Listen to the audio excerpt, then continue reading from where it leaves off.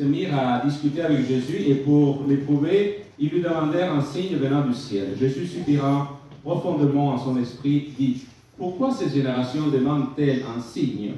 Je vous le dis en vérité, il ne sera point donné de signe à cette génération. » Donc, c'est les pharisiens qui demandent un signe, un miracle, quelque chose qui puisse déterminer si lui il est vraiment le Messie ou pas. C'est ça la question qu'on pose à qui?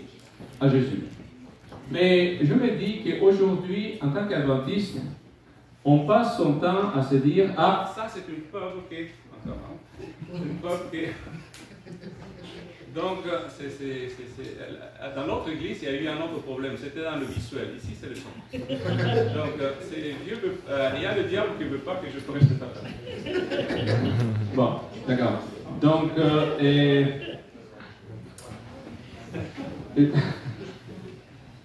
il y a beaucoup de frères d'église qui me disaient durant la pandémie, c'est le vaccin, c'est la marque de la bête. Non, pas vous, hein, mais bon, il y en a d'autres par Internet. Donc, il y en a certains qui pensent que la marque de la bête, c'est une sorte de puce qu'on va mettre sous la main et qui, attention, il ne faut rien se mettre sur la pouce parce que sinon on a la marque de la bête. Et, pas tout à fait. Et je pourrais vous mentionner toute une série d'histoires. Donc, dès que le pape voyage quelque part, il dit, ah, ça c'est le début de la fin. Donc, on cherche à trouver des signes de qu'est-ce qui va arriver avant la fin. Et peut-être que c'est ci, peut-être que c'est ça. Donc, et le plus intéressant, c'est d'aller dans la parole de Dieu et voir qu'est-ce qu'il dit la parole de Dieu elle-même. D'accord? Parce que quand je regarde ma Bible, le seul endroit où il dit clairement, et alors viendra à la fin, c'est Matthieu chapitre 24. Hein? D'accord? Matthieu chapitre 24 qui dit, Matthieu 24, et le verset 14, cette bonne nouvelle du royaume sera prêchée dans le monde entier, et quoi? Pour servir de témoignage. Sera prêché dans le monde entier, encore ça marche pas, pour servir de témoignage et à toutes les nations, alors viendra la fin. C'est pourquoi lorsque vous verrez l'abomination de la désolation dont parle le prophète Daniel, établi en lieu saint, que celui qui lit fasse attention. Donc, avant cette fameuse abomination de la désolation qui dit, il faut quoi? Que l'évangile soit prêché dans le monde entier. C'est ça. S'il y a une preuve que quelque chose, que la fin arrive, c'est ça. C'est écrit comme ça. D'accord? Tous les autres, si vous remarquez dans ce même chapitre 24, on va commencer par Matthieu 24, tous les autres événements, il dit, mais c'est pas encore la fin. Et c'est pas encore la fin, c'est pas... Et là, il dit, oui, ça c'est la fin. D'accord? Donc, s'il y a une preuve, c'est ça. Donc, on passe à la suite. Allons voir Matthieu 24. Donc, je fais un petit résumé de Matthieu 24. Jésus répond en Matthieu 24 à deux questions. Verset donc 1 à 3 qui dit, comme Jésus s'en allait et sortit du temple, ses disciples s'approchèrent pour lui en faire remarquer les constructions. Mais il leur dit, voyez-vous tout cela, je vous le dis en vérité, il ne restera pas ici pierre sur pierre qui ne soit renversée. Il s'assit sur la montagne des Oliviers et les disciples vinrent en particulier lui faire cette question. Dis-nous, quand cela arrivera-t-il, donc la destruction de la ville de Jérusalem? C'est bon? Et quel sera le signe de ton avènement et de la fin du monde? Donc, c'est deux questions. La fin de la ville et la fin du monde. D'accord? C'est deux choses. Deux questions que Jésus doit répondre. Donc, et forcément, ce chapitre 24 répond à ces deux questions. Parce que dans la tête des disciples, les deux choses, c'était une seule chose. Ils pensaient que le temple allait durer jusqu'à la fin du monde. Et à la fin du monde, bien, tout va être détruit, le temple aussi. Eux, ils ne savaient pas que l'année 70, le temple serait mis par terre, il n'y aurait pas pierre sur pierre. Ça, ils ne savaient pas. Eux, ils le voyaient de leur côté. Donc, ici, je dis, donc, Matthieu 24 ne parle que des deux générations. Deux générations, la dernière, donc ici, je dis un peu plus bas, verset 4 à 22, c'est la première dernière génération. Pourquoi première dernière génération? C'est celle qui va vivre la destruction du temple, qui commence du temps de Jésus et va jusqu'au 1970. Donc à peu près pas moins de 60 ans. D'accord? Et la dernière génération, c'est aussi 40 ans. D'accord? La deuxième dernière génération, c'est celle qui vivra à quoi? À la fin du monde. C'est bon? C'est là juste deux. Comment je sais que c'est deux seulement? Je lis dans le verset 32 à 34. Regardez ces 32 à 34. Instruisez-vous Pour une comparaison tirée, ici, je suis dans la deuxième partie, hein, d'accord? C'est la dernière génération, dernière, avant la fin du monde. Donc, il dit, instruisez-vous pour une comparaison tirée du figuier. Dès que ces branches deviennent tendres et que les feuilles poussent, vous connaissez que l'été arrive. De même, quand vous verrez toutes ces choses, c'est bon?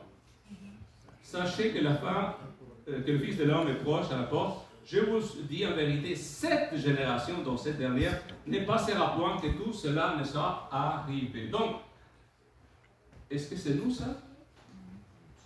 Peut-être. Mais il y a beaucoup de générations qui sont passées avec nous qui n'ont pas vécu ça.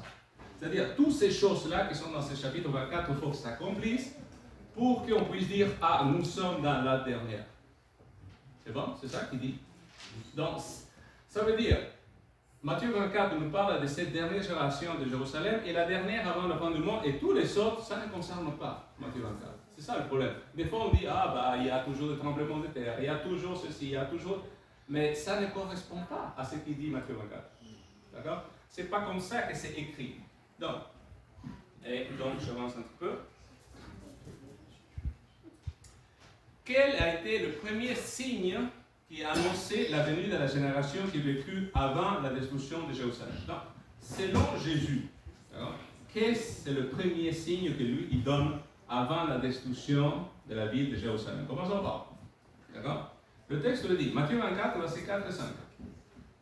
Verset 4 et 5, il dit, Jésus leur répondit, prenez garde que personne ne vous séduise, car plusieurs viendront sous mon nom, disant, c'est moi qui suis le Christ, et ils séduiront beaucoup de gens. Ça veut dire qu'il faut qu'il ait quoi? Un faux Christ. Il faut qu'il ait un antichrist. Ça, c'est le premier signe, d'après Matthieu 24. D'après Jésus lui-même, il dit, la première chose qui doit arriver, c'est quoi? Un antichrist. S'il n'arrive pas, ce n'est pas la fin. Ce n'est pas la fin de Jérusalem, et ce n'est pas non plus la fin du monde. D'accord? Donc, je continue. Y a-t-il eu un faux Christ à l'époque de Jésus? C'est ça la question. À la même époque de Jésus, y a-t-il un faux Christ? Oui ou non? Oui. Oui.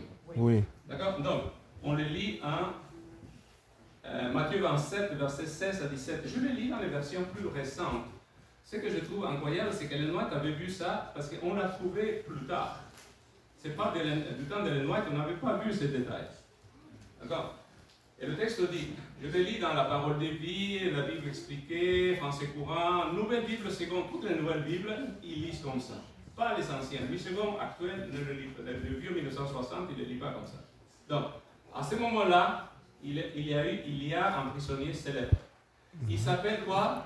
Jésus Barabbas.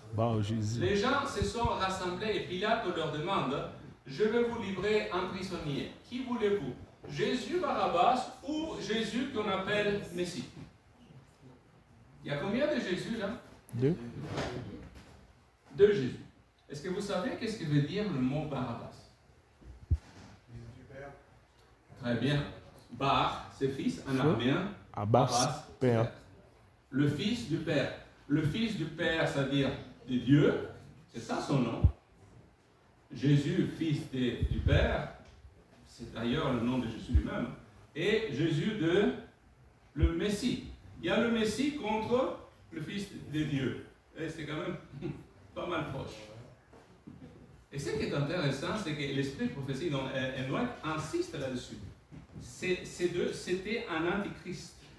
Son antichrist de l'époque de Jésus, qui a été le début qui a amené à la destruction de Jérusalem. Ça veut dire, c'est ça le signe par excellence de la destruction de Jérusalem. Donc, plus intéressant, c'est quand on compare Matthieu 24 à Luc 21, qui est à peu près la même chose, sauf que Luc 21, il parle surtout de la fin. Et qu'est-ce qu'il fait? Voilà l'ordre, je le mets en ordre. Hein. Il commence toujours par le faux Christ en premier, la guerre, les tremblements, la peste, etc. Après le faux Christ, juste après, c'est exactement Dieu, c'est exactement le mort. Persécution, car les justes sont accusés de l'origine de malheur. Attends, les malheurs, c'est donc le diable qui les produit, afin d'accuser les justes. Vous voyez, ça c'est chez lui. L'occasion de témoigner, on témoigne, c'est bon. Le déversement du Saint-Esprit, Luc 21, versets 14 et 15. Le siège de la ville de Jérusalem, c'est l'équivalent de la fin du monde. D'abord. Et les signes, bon, les plaies qui vont arriver à la fin. D'accord? Et le retour de Jésus ensuite. Ça, c'est l'ordre chez Luc.